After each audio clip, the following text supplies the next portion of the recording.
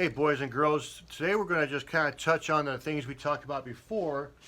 We're going to talk about them. Here's some Mylar. This used to be a balloon for Halloween or something. It's great. You cut a little strip attached to it. There's your feeler gauge right there. And one way to kind of figure out if pads are closing or not, we use a light. I can see right now that this guy's not closing. So I'm going to use my screwdriver to adjust. There's a screw right there on top.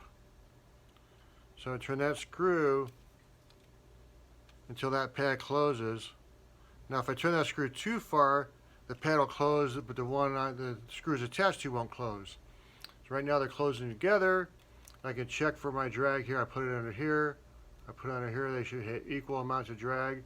They do, so we're good. Here's D. D closes F sharp, E closes F sharp, and F closes F sharp. F also closes B flat. Those are all screw adjustments. D, E, and F are all screw adjustments. See the little screws right there. So that's what you use for that. Some of the Asian flutes, the screws are actually in the back. There'll be a screw down here, a screw down here, and the one on the front off the stop plate is right there. And kind of the same concept. You can use a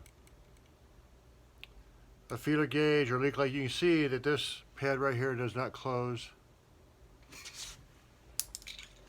So we're going to grab our screwdriver, come in from the back side, tighten that screw down. Luckily, this one is completely blocked by a post, but I'm that good. So now they both close properly. I'm going to feeler gauge them. They're equal, so we can move on. So that's what we were talking about when we were talking about feeler gauges and adjusting screws. The same would work on saxophones. If they have screws, if there's not screws, you use different thicknesses of cork between the bar and the foot to make it close properly. Remember, if you over tighten a screw, then like if I over tighten a screw, this would close, but this one wouldn't. It would stop like right there. So you want them to close equally and keep making that screw back and forth to get them to close equally, and you're good. Just make sure that this rod's tight and this screw is tight. And if it's over tightened, back it out just a little bit. After that, we're good.